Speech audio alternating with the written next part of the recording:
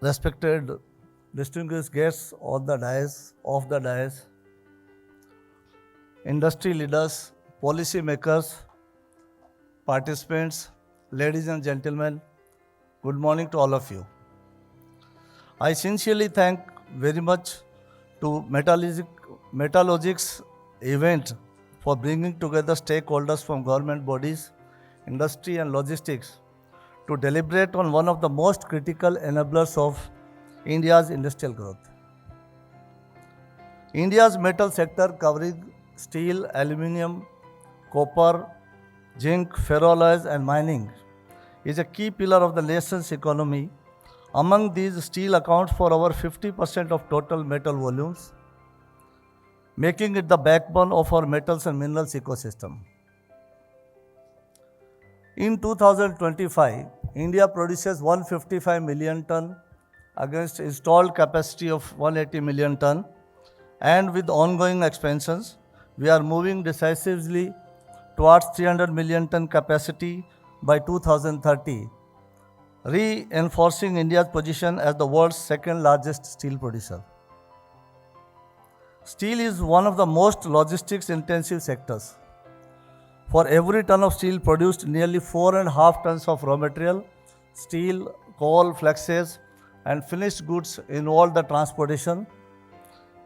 With this 1,200 million tons per annum transportation involved by 2030, when our capacity will be 300 million ton.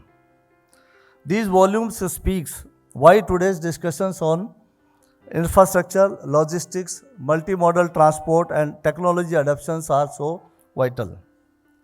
As highlighted in today's topic of the inaugural session, where the government initiatives such as Bharatmala, Sagarmala, dedicated freight corridor, national waterways are transforming India's logistics backbone, and these schemes are enabling, like in case of faster execution through PPP model, and private investments are getting support of Government of India as well.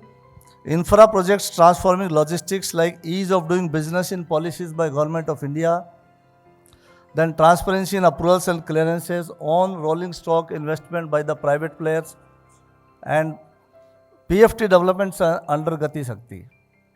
Under decongestion of road and rail networks, slurry and pipe conveyors for raw material transportation, larger ports are under constructions, high capacity wagons and axle load improvements, e-way bills and GST regimes, improved highways and connectivity, improved mechanized rake examination facilities, and greater use of coastal and inland waterways in coming days. And already at present we are at 6% of waterways transports, which is improved from the last 5-7 years to today's conditions. India's 25 plus major and minor ports play a crucial role in importing raw material and exporting steel and facilitating coastal shipping between the east and west coasts. Ports and coastal shippings are emerging as sustainable, cost-effective measures, alternatives to road and rail, strengthening port infra, improving last mile connectivity, and aligning with India's maritime decarbonization goals. In topic of today, in ports and shipping, this will be further explored during the session.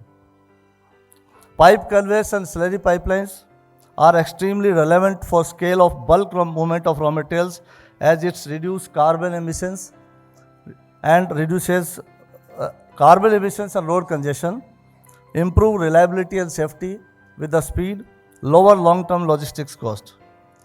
Beyond bulk transport, efficient factory logistics and material handling and warehouse optimization are essential to reduce costs and improve productivity. Automation, innovation, JIT inventory, and optimized layouts are now core to competitive manufacturing. Digitalization is no longer optional.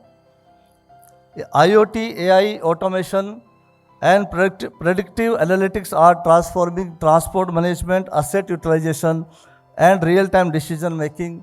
Like at JSW Steel, we have digitalized all our logistics process of rail and road, specific to our two steel plants of Dolvi and Vijayanagar, And our all road and rail activity we are digitalized end to end.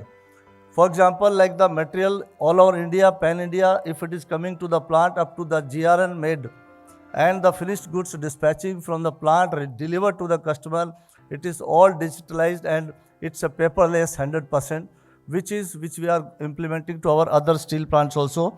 So this is kind of like digitalization is going to help end-to-end point of view.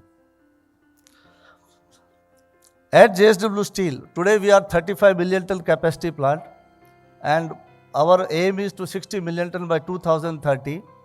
Looking that logistics transformation is a strategic priority for us, and for that we have taken initiatives, and those span are like captive ports and terminals. Today our ports capacity is 130 million ton, which we are aiming 300 million ton by 2030. As of now, pipe conveyors, our one pipe conveyor at Vijayanagar plant, which is the longest in world, which we are transporting iron ore movement in that 26 kilometer, and slurry pipeline is also coming in our Odisha plant. Our own number of rakes is 100 as of now is operating. We are aiming 200 more rakes in coming 1 to 2 years time, which is going to support to the service to the customers. Our own private freight terminals, as of now we are having 6. Within 1 year time we are aiming around further adding 20 number of private freight terminals. Again, it is strategic locations. It will be built on pan-India basis to service to the customers. Coastal shipping and sustainable road connect transport by own e-trucks, barges, and definitely with the berths. Digital control towers and AI-driven operations.